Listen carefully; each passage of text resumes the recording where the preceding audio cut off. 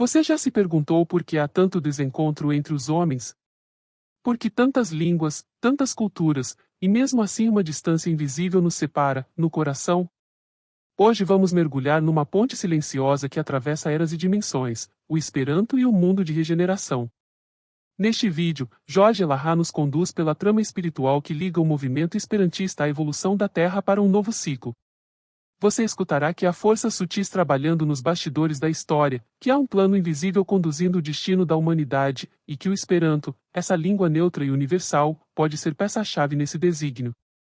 Será que a espiritualidade vê no Esperanto não apenas um idioma, mas um instrumento de libertação, de quebra de barreiras, de integração de almas? Assista até o fim, aqui pode estar o sussurro que acende uma nova visão sobre fraternidade e unidade planetária. Se inscreva, ative o sininho e acompanhe com o coração aberto. Salutam ao Tiwi. Um prazer muito grande poder estar nesse momento aí, na presença dos companheiros, para esse nosso momento de reflexão. Sem dúvida nenhuma, é muito bom a gente poder ter um momento assim para conversar sobre o Esperanto. E quando a gente tem a chance de falar sobre isso no lugar onde a gente conheceu o Esperanto, ainda é muito mais emocionante poder relembrar aí na década de 80 a minha participação tanto no movimento espírita do Pará como no movimento esperantista que acontecia também naquela época, tanto em Belém como no Pará como um todo. Hoje o nosso assunto, ele é, como bem lembrou a Odília, esse ponto de confluência entre esses três Es tão importantes, o Esperanto, o Espiritismo e o Evangelho. Essa conexão entre esses três pontos essenciais para a nossa vida reverte-se de uma particular importância quando a gente começa a perceber toda a mobilização que a gente tinha no mundo espiritual no processo de construção das mudanças que a humanidade precisaria atravessar.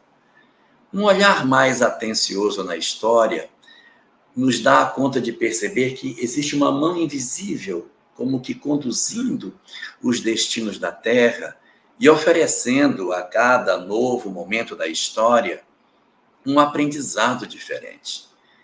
E a gente vai perceber que acontece na história uma guinada muito grande nos destinos do planeta a partir de um momento bem anterior ao que nós estamos vivendo, que é o período do Renascimento.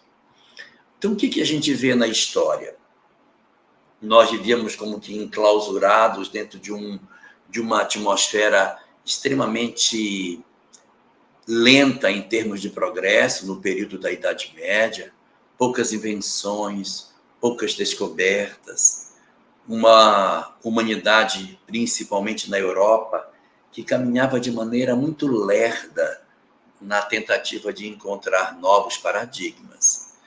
E exatamente como resposta a esse processo de paradigma, ocorre da parte do mundo espiritual, segundo aquilo que a doutrina espírita nos oferece, um plano do nosso governador planetário para promover um avanço na humanidade, para que, a partir desse impulso de avanço, uma mudança muito profunda pudesse acontecer. O que se estava desenhando? Vamos analisar o que aconteceu. Nós tivemos a chegada dos capelinos, uma série de revelações, depois o próprio Cristo veio. Então, todo esse investimento foi para despertar as almas. Quando chegou na Idade Média, quem tinha ficado? Quem tinha ficado era o pessoal mais resistente ao processo de mudança, que não havia se sensibilizado nem com as mensagens antigas e nem com as mensagens que, na época mais modernas, poderiam ter despertado o coração do homem para o bem. O marasmo que a humanidade apresentava naquele período era um indicativo de uma dificuldade muito grande de alguns espíritos caminharem. Então, era o momento de se iniciar o processo da preparação para a transição planetária. Então, ali naquele momento do Renascimento, inaugura-se uma fase de preparação da Terra para a transição no momento futuro, para a construção de uma nova ordem que aconteceria no planeta com a transformação da Terra em um mundo de regeneração. Então, o que é possível a gente perceber nessa dinâmica? Uma Terra lenta, cansada, marcada pela intolerância, pela dificuldade do entendimento de novas coisas, espíritos extremamente arraigados a seus conceitos, uma dificuldade enorme de mudar.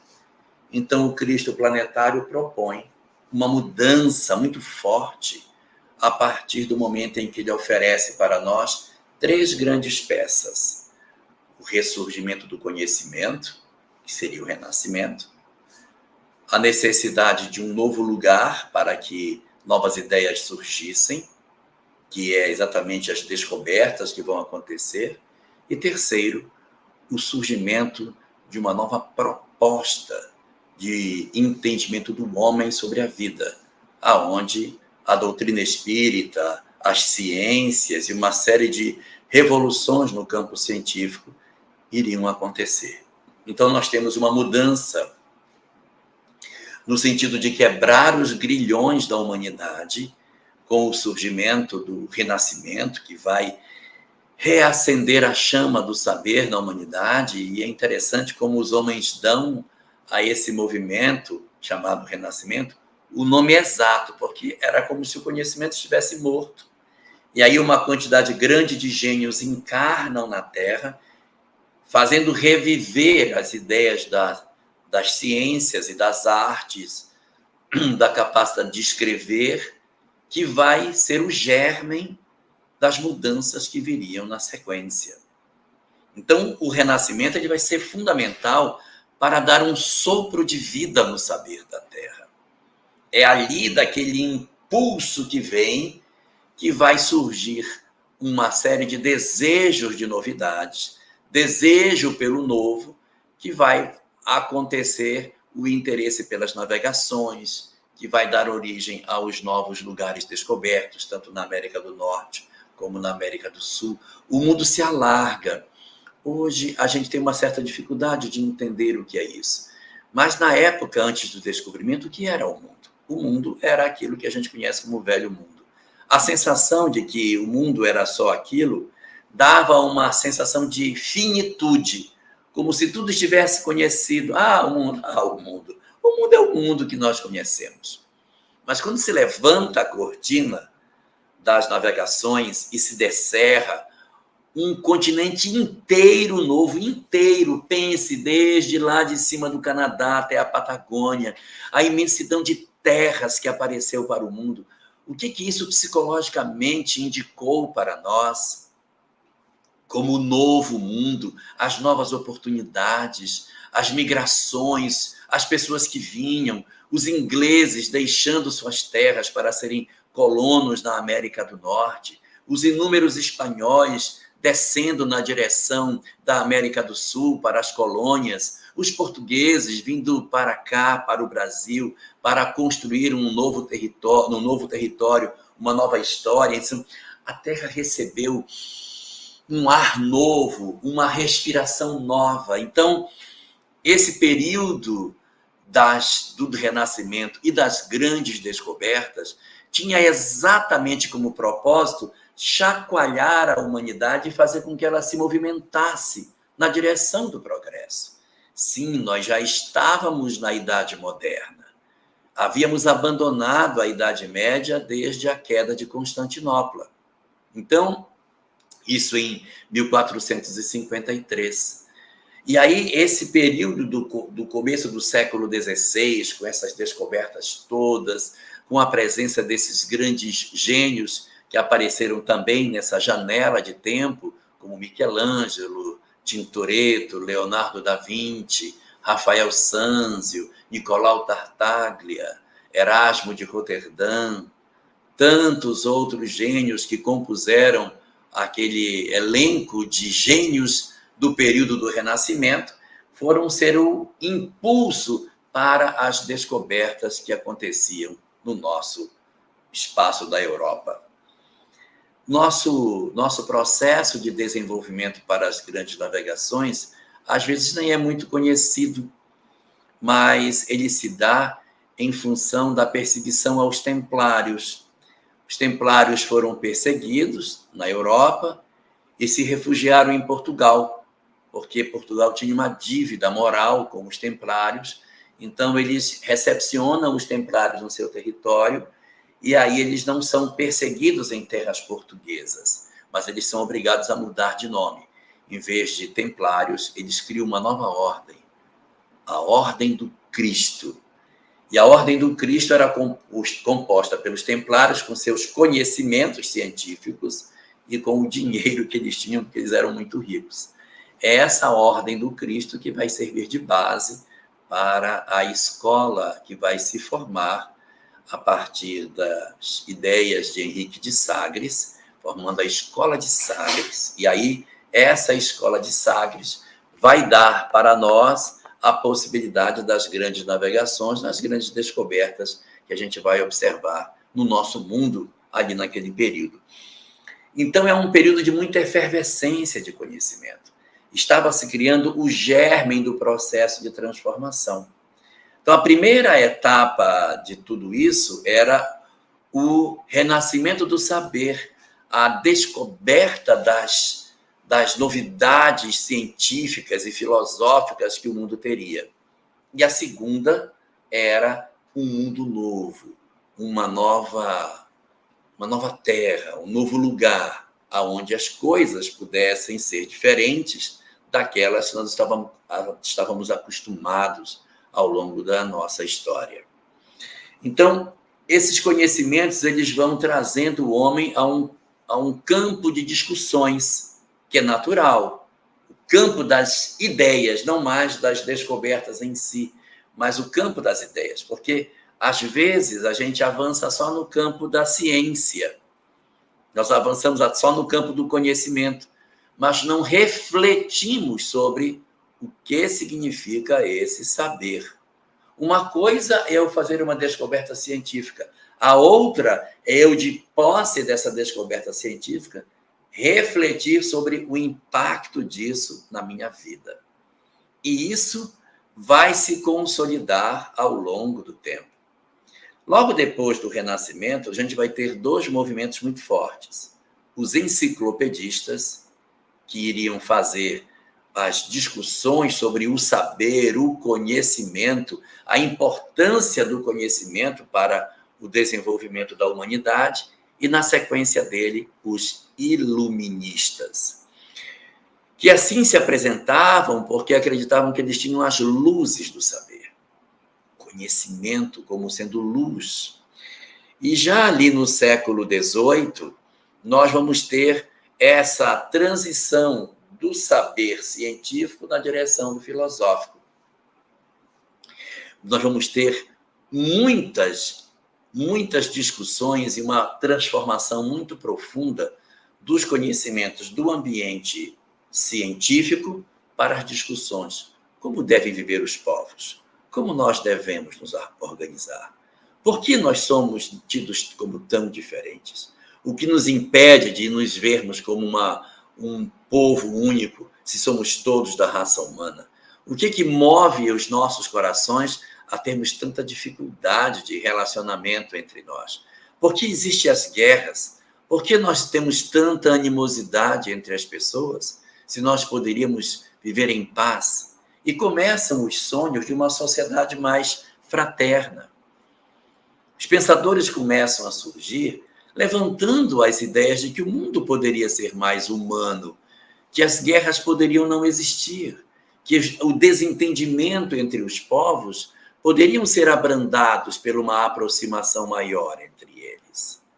Então, ali, durante o século XVIII, começam a surgir as ideias no sentido de que, sim, as pessoas poderiam viver de maneira mais fraterna, nós poderíamos desenvolver instrumentos de convivência que fossem capazes de diminuir as desigualdades, em que nós pudéssemos nos enxergar todos como irmãos, do norte ao sul, do leste ao oeste. Então, era preciso que se trabalhasse para diminuir as barreiras que dificultavam as pessoas de conviver entre si. Os enciclopedistas e, mais tarde, os iluministas traziam muito as ideias de que poderia, sim, se construir uma sociedade com melhores condições de acesso a direitos para todas as pessoas. Exatamente em função das ideias dos iluministas é que um fio de liberdade percorrerá o mundo no final do século XVIII, início do século XIX. É o período em que vai acontecer a libertação dos Estados Unidos, a independência norte-americana. Nós vamos encontrar isso aí em 1776. Em 1789, a Revolução Francesa, que era exatamente um movimento de liberdade para criar um regime onde as pessoas tivessem mais acesso ao direito, onde não existisse tanta desigualdade entre as pessoas, nobres, riquíssimos, diante de uma população miserável. Não, nós podemos ter uma sociedade melhor, nós podemos nos integrar melhor, viver de maneira mais harmônica.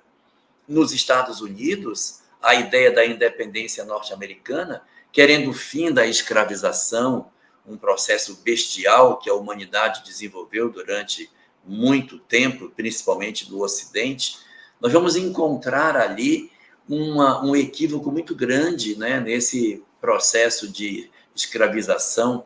Nós vamos ter, tanto na Europa como na América, processos longos de escravização, em que nas nações europeias, nas lutas antigas do próprio Império Romano, nós vamos encontrar aqui no Ocidente uma presença muito forte desse modelo infeliz de escravização. O Império Romano trabalhou muito dentro dessa perspectiva da construção, o Império Grego também, muito com a questão de escravos, o Império Egípcio.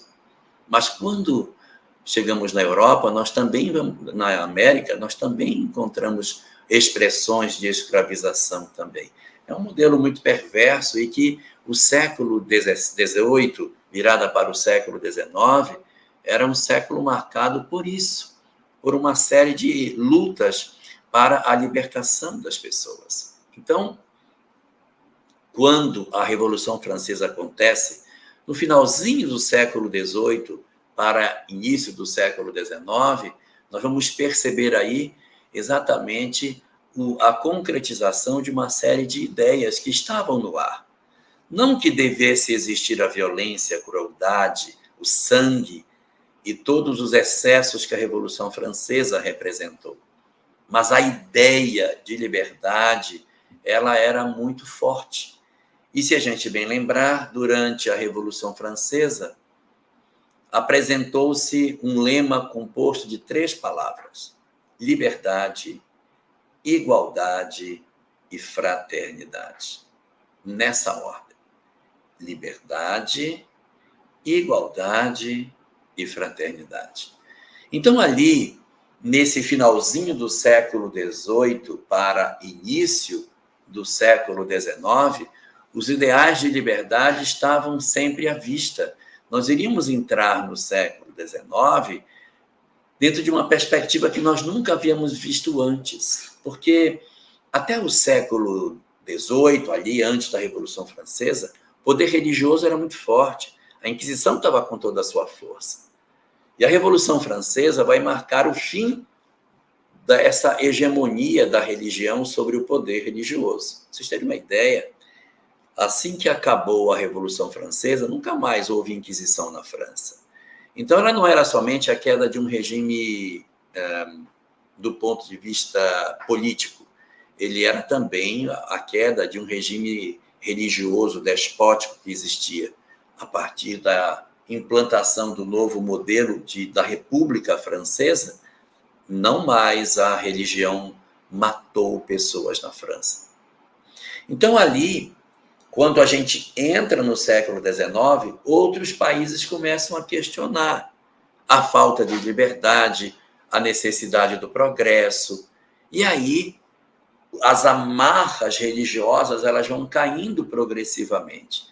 E na queda dessas amarras religiosas, o homem vai podendo pesquisar, investigar e, de certa maneira, até confrontar-se com os ideais que existiam nesse período.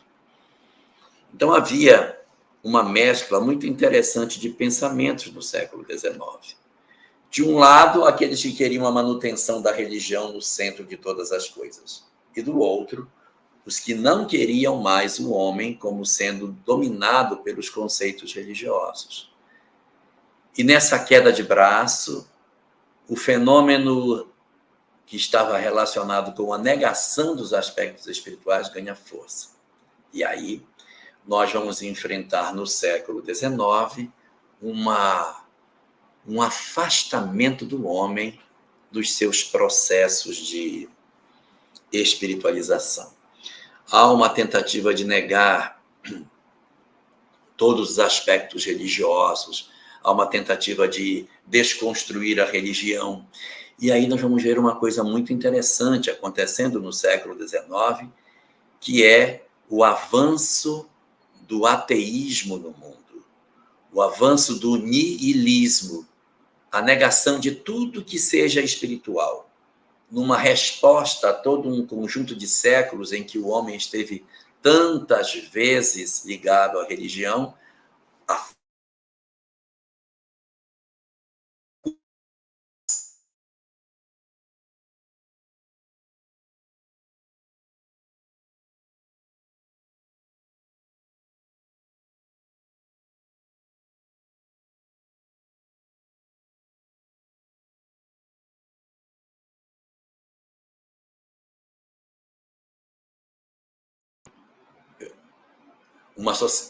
no século XIX, a gente vai construir uma sociedade de costas para a religião. E é uma coisa muito interessante, porque o plano do mundo espiritual era a liberdade e o conhecimento para preparar para a transição, mas não que nós nos afastássemos dos ideais superiores. Não era essa a ideia. A ideia era que a gente entregasse o conhecimento, entregasse um novo território e entregasse uma nova visão de mundo para que a gente pudesse entrar na transição e alcançar um mundo de regeneração. Mas o século XIX trouxe uma perturbação no caminho. Quando o homem se sentiu mais adulto, quando o homem se libertou de maneira mais efetiva no século XIX, ao invés dele aproveitar esse conhecimento e utilizar isso para a construção, sim, de uma sociedade mais fraterna, como havia sido proposto no século XVIII, nós nos afastamos dos ideais superiores. Nós nos movimentamos na direção contrária. Se nós formos olhar, o período de maior presença do ateísmo na nossa sociedade é exatamente na primeira janela do século XIX. É um período de secura. Várias ideologias negando a espiritualidade do ser aparecem nesse período. É até compreensível que existisse um movimento contrário à religião. Afinal de contas, a religião havia sido o elemento motor das guerras, da intolerância, da violência, das perseguições. Então, a religião realmente tinha um aspecto, muitas vezes, negativo. Mas uma coisa é a religião, outra coisa é a espiritualidade do ser. Como a gente não conseguiu separar religiosidade de espiritualidade, a gente colocou tudo no mesmo saco e jogou tudo fora. E quisemos, naquela época, afrontar o mundo com a ideia de que o homem era somente matéria. E aí o plano do nosso governador planetário era um plano que estava sendo feito para levar o homem para um processo de construção de uma sociedade melhor. E o que aconteceu conosco? Parece adolescente quando consegue ter um pouco mais de autoridade. Nós nos afastamos das nossas diretrizes. Nós tentamos desconstruir os valores sobre o qual a nossa sociedade foi assentada. E qual é o problema de nós nos afastarmos nesse sentido? É que o homem sem espiritualidade, não estou falando homem sem religião, estou falando homem sem espiritualidade, o homem sem a presença da certeza de Deus no controle de todas as coisas, ele se torna profundamente ansioso e tem medo do amanhã. Ele tem muitas incertezas e, por isso, pode gerar quadros de ansiedade. Só dá uma olhada para o momento de hoje. A quantidade de ansiosos que o mundo tem é exatamente por isso. Ele também gera medo. As pessoas têm medo, que eu não sei que Deus está no controle. E como eu tenho muito medo, eu deprimo. Então, há muitas pessoas deprimidas hoje por medo. Medo de ser adulto, medo de enfrentar a vida fora da casa dos pais. Medo de ser desaprovado. Medo de não encontrar o amor da sua vida. Medo de enfrentar uma sociedade hostil. Medo. E o medo acaba promovendo muitos quadros depressivos no presente. E existem aqueles outros que, na compreensão de que Deus não exista, não há nenhum código moral para ser seguido, então entregam-se à promiscuidade, à loucura, à drogadição, num lídimo afrontamento a todas as questões apresentadas no campo religioso, pelas várias doutrinas. Quando a espiritualidade, que cuida de todos nós, observou os deslocamentos infelizes que o homem fazia no século XIX, na sua primeira metade, mobilizam-se forças do mundo espiritual para realizar o trabalho de retomada do equilíbrio de todas as coisas. Muitas doutrinas surgem, todas espiritualistas, numa confrontação de tudo isso, exatamente no século XIX. Só dá uma olhada. É só abrir a literatura para ver o que foi que aconteceu no campo religioso do mundo na segunda metade do século XIX. Ah, meu Deus, nós temos várias doutrinas que surgem. Vários braços do protestantismo nasceram no século XIX. Nós temos várias igrejas que são hoje bastante fortes nos dias atuais, que elas nasceram em 1830. A Igreja Mórmon é de 1830. A Igreja Adventista do Sétimo Dia, 1848. Nós temos várias doutrinas que foram surgindo e se construindo exatamente nessa janela de tempo. Então, braços diversos do protestantismo surgiram exatamente aí. Como também várias doutrinas do chamado espiritualismo moderno. Essas doutrinas que surgiram nesse processo de revisão de liberdade religiosa, como a teosofia, a logosofia, a estruturação da Rosa Cruz, a estruturação da maçonaria. Todas essas estruturas, elas surgem e se corporificam exatamente no século XIX, que são os momentos em que o homem carente de algo precisava de uma compensação de todas essas coisas. E é nessa mesma vibe, nessa mesma onda, que surge da mesma forma a doutrina espírita, em 1857, com a publicação de O Livro dos Espíritos. Mas o espiritismo não é uma iniciativa solteira de espiritualização do homem. Nós temos uma frente muito larga, chamada New Age, que se fortalece no século XIX, convocando o homem para fazer a antítese do movimento nihilista do século XIX. Era preciso construir uma sociedade no século XIX apta para enfrentar os desafios do século XX.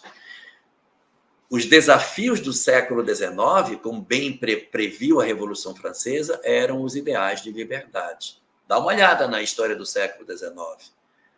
Boa parte das discussões do século XIX é liberdade. É liberdade. Começa naquele pedaço ali da independência norte-americana, da Revolução Francesa no finalzinho do século XVIII. E o século XIX vai ser todo um século de busca de liberdades. Liberdade das colônias hispânicas aqui em torno do Brasil.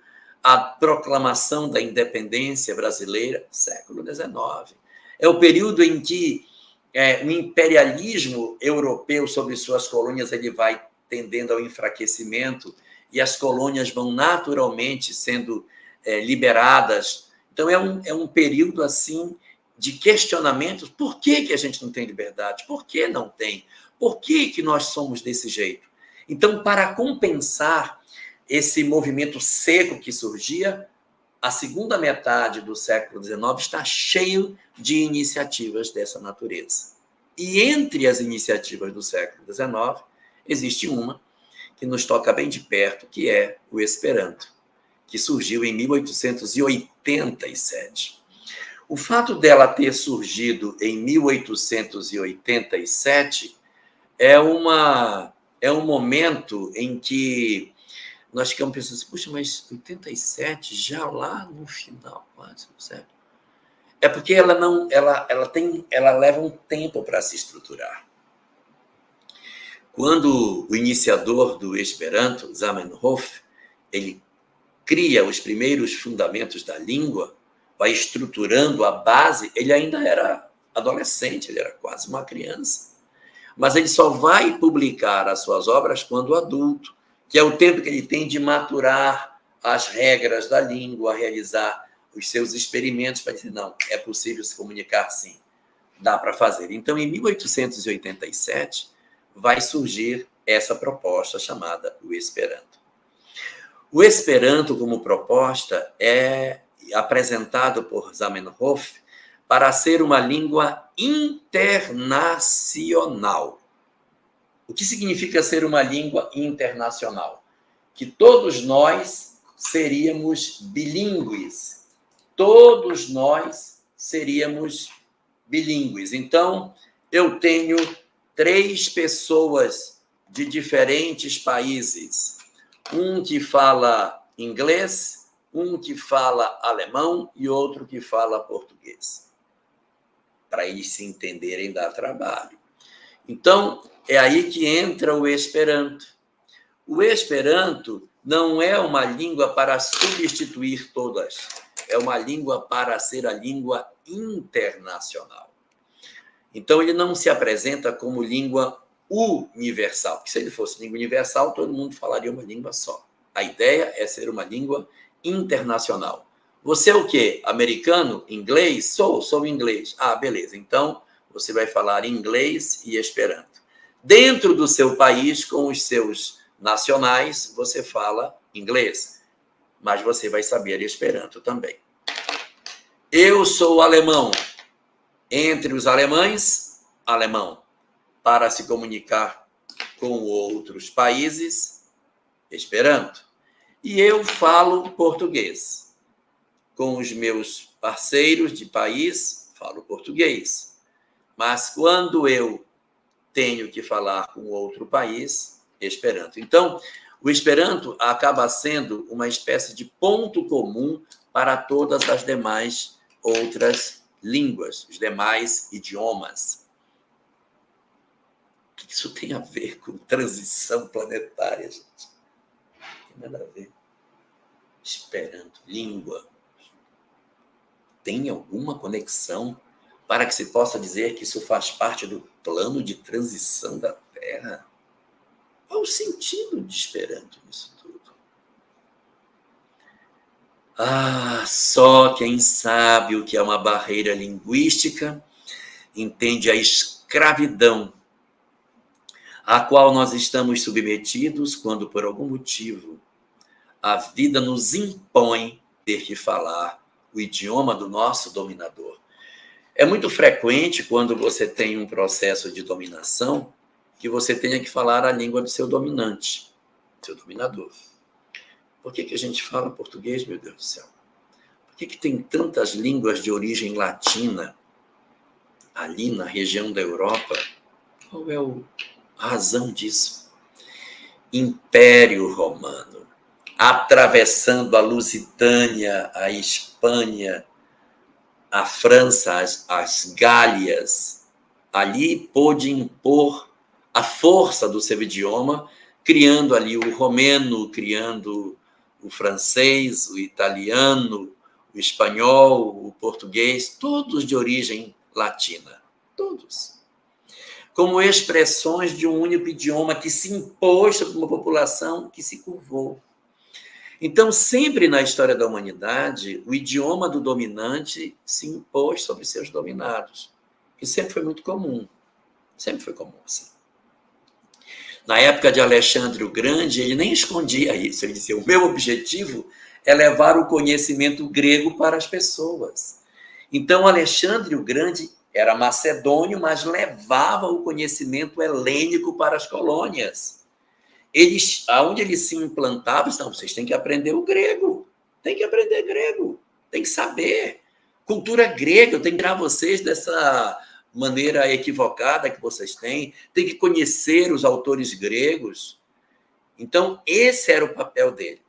E é dessa iniciativa de Alexandre o Grande que surgiu um termo que a gente, às vezes, nem se dá conta. Para Alexandre o Grande, quando você conhecia o saber helênico, você era civilizado. Quando você não conhecia, você era bárbaro. O que é um povo bárbaro? É um povo que não conheceu o pensamento helênico. Nem sempre o povo bárbaro era bárbaro, mas só pelo fato de não conhecer o conhecimento helênico, eles eram rotulados como bárbaros. Se eu tivesse uma cultura extremamente evoluída, como os chineses, que tinham um conhecimento incrível, uma tecnologia muito mais avançada que a Europa, mas como eles não tinham o conhecimento grego, bárbaros. Bárbaro é tudo aquilo que não foi educado conforme o modelo grego. É um conceito tão estranho, mas é o modelo como a gente, na verdade, definia os povos eslavos, bretões, visigodos, ostrogodos, vikings e tantos outros, como os hunos e os vândalos. Esses eram espetaculares, os vândalos eram ótimos. Então, eram povos chamados de bárbaro. Por quê? Porque não teriam sido educados dentro do conhecimento helênico. Mas a gente sabe que, ao longo do tempo, vários povos bárbaros, na verdade, não eram tão bárbaros assim. Os francos, que durante bom tempo dominaram a região da Gália, hoje França, nem eram assim marcados por esse comportamento tão violento. Chegaram até a assumir, em certas épocas, o controle do próprio Império Romano. Então, essa leitura, ela acaba mostrando para nós a importância de nós termos uma liberdade linguística. Porque quando um dominador nos impõe a sua língua, ele nos submete também à sua cultura. Eu quero saber aqui, quem já viu música francesa tocada na rádio? Já viu? Música alemã? Não viu? Música da Espanha? Música italiana tocada na rádio? Não. Mas já ouviu música americana tocada na rádio? Sabe por quê? Porque quando a gente consome uma língua, a gente consome a cultura junto. Vocês estão todos muito jovens, mas se vocês fossem da minha idade, vocês iam ter feito ginásio. A gente não fazia ensino fundamental, nem fazia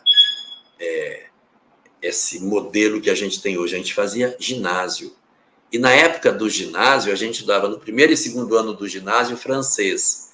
Terceiro e quarto ano do ginásio, estudava-se inglês. Meu pai, por exemplo, ele não chegou a estudar nada de inglês na escola. Ele só conhece coisas em francês. Quando ele quer falar assim num outro idioma, de brincadeira, ele usa coisas em francês. Porque na época dele, a França tinha mais força econômica do que os Estados Unidos. Então, ele se refere a certas coisas em francês. Ele chega e diz assim: e o l'argent? Cadê o l'argent? E hoje a gente não usa mais, mas é porque sempre o dominante carrega a sua cultura para dentro do nosso idioma e traz a cultura dele para se mesclar com a nossa. Olha quantas palavras em inglês a gente fala. A gente nem percebe o processo de opressão que vai decorrendo do natural fenômeno de aproximação de uma outra língua. Como que eu posso ter uma igualdade se eu tenho no mundo um país que dita a sua cultura para os outros? Onde estaria a fraternidade que nós deveríamos viver se nós não pudéssemos ter um sentido de igualdade entre nós? A proposta do Esperanto é exatamente garantir para as pessoas que na relação entre os povos, ninguém se submete à cultura de ninguém. Isso, do ponto de vista político, é muito interessante, do ponto de vista diplomático, porque eu não preciso aprender a língua do outro, não preciso me submeter à língua do outro. Eu vou aprender uma língua que, colocada no centro das discussões, vai facilitar com que todos possam se comunicar. Então, essa é a ideia. Além desse processo de integração entre as nações, existe o processo até de facilitar com que as pessoas possam se comunicar no mundo inteiro. As pessoas hoje viajam, aí vai para um local, não, eu estou na Itália, e é italiano. Aí você se desloca um pouquinho, entra na Suíça, alemão, você tem que falar alemão. E na própria Suíça tem parte que é francês. Então você vai andando dentro da França, aí tem pedaços que já tem mescla com o pensamento dos espanhóis, aí já aparecem umas línguas estranhas.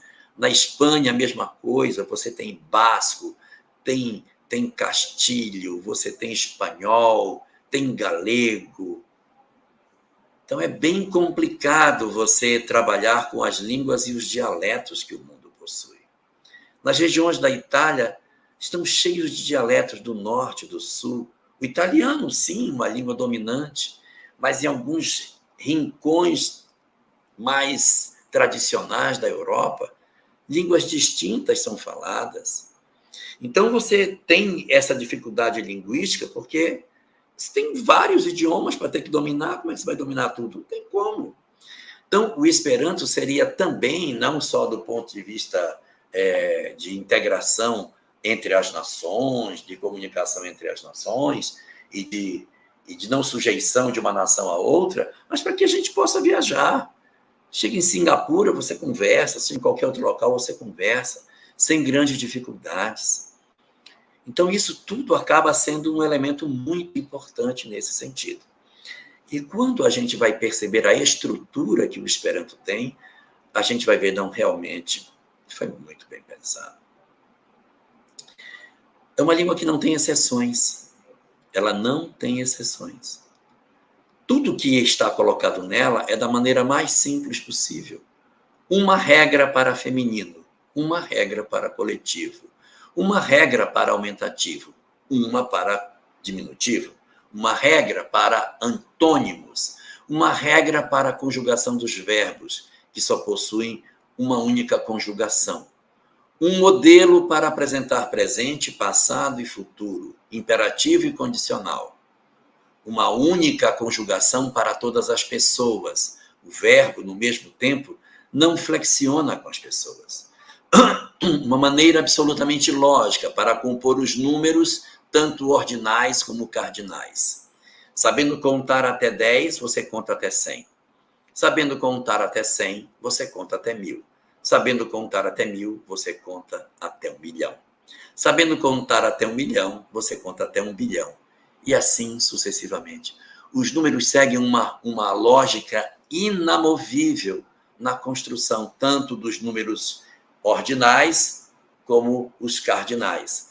Às vezes sabemos dizer 794, mas não sabemos dizer esse mesmo número em forma ordinal.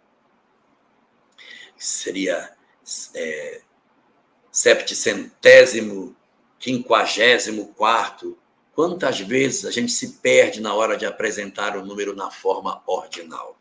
Em Esperanto, é tudo muito simples. Uma única forma de transformar substantivos em adjetivos. Uma única forma de apresentar o advérbio, o verbo de cada uma das palavras. Um único artigo neutro para todas as palavras. Essas regras extremamente simples acabam oferecendo para nós uma possibilidade muito interessante de que o Esperanto sirva de grande valia para o processo de transformação da humanidade. Ele está por dentro da cesta que a espiritualidade concebeu para o processo de construção da nova ordem que o planeta vai atravessar. E, neste sentido, nós encontramos na obra de Allan Kardec, no livro O Evangelho segundo o Espiritismo, no capítulo 3º, no item 17, quando trata das características dos mundos de regeneração, logo no primeiro parágrafo, a seguinte colocação: os mundos regeneradores servem de transição entre os mundos de expiação e os mundos felizes. A alma penitente encontra neles a calma e o repouso e acaba por depurar-se. Sem dúvida, em tais mundos, o homem ainda se encontra sujeito às leis da matéria. A humanidade experimenta as vossas sensações e desejos, mas liberta das paixões desordenadas das quais sois escravos. Isenta do orgulho que impõe silêncio ao coração, da inveja que tortura e do ódio que sufoca. Em todas as frontes se vê inscrita a palavra amor. E aqui a parte que nos interessa. Perfeita equidade preside as relações sociais. Se existe perfeita equidade nas relações sociais, não há espaço para dominantes e dominados. Não há espaço para processos de escravização, nem de sujeições de cultura. Que solução nós estamos imaginando para o mundo de regeneração se nós não admitirmos que nós precisamos nos integrar como irmãos, que nós precisamos nos ver como integrantes de uma única sociedade? Qual é a solução linguística que está oferecida ao homem para que ele consiga se integrar? Nós não poderemos ingressar numa nova ordem planetária se nós ainda tivermos guerra, fome, desrespeito pelo meio ambiente e dificuldade de comunicação entre os homens. Temos que quebrar as barreiras que nos fazem ver como irmãos. Temos que ser capazes, efetivamente, de nos enxergarmos como filhos de um mesmo Pai. E para que exista a igualdade, essa equidade entre os homens, impõe-se a quebra das barreiras linguísticas entre as criaturas. E, nesse sentido, o Esperanto se apresenta como sendo a solução ideal para o processo de comunicação entre os povos, por romper com as barreiras que poderiam existir, destruindo por completo a famosa Torre de Babel, na qual os homens edificaram para querer chegar a ter Deus. Não é mais necessário nenhuma torre para subir. Nós podemos nos integrar como homens que somos, porque o século XIX, o século das luzes, nos legou conhecimentos extraordinários para a nossa vida. E entre esses conhecimentos extraordinários estão os conhecimentos espirituais que a humanidade tem, os conhecimentos científicos, os conhecimentos filosóficos, a estrutura do novo saber para a nova condição da Terra em período de transição, para que a gente conseguisse realizar a grande mudança. E o Esperanto, no centro de todas essas coisas, há de ser um elemento essencial. Porque o século XIX foi o século marcado pela busca das liberdades. O século XX foi o século marcado pela busca das igualdades. Observe quantas lutas por igualdade foram obtidas no século XX. Primeiro me tornei livre, depois eu quis ser igual. Liberdade, igualdade, e para o século XXI, o encerramento desse processo através da busca da fraternidade. Não é suficiente ser igual, é preciso me sentir irmão dos outros. E como que eu vou me sentir irmão?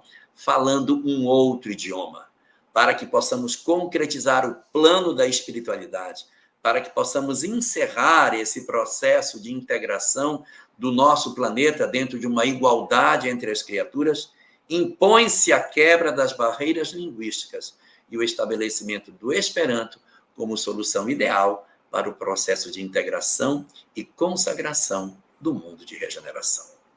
Você esteve atento ao fio invisível que entrelaça o Esperanto à regeneração planetária.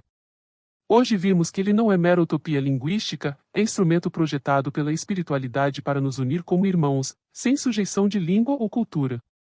Imagine um mundo onde falar uma língua não significa dominar, mas igualar, onde não haja a Torre de Babel a erguer distância entre corações.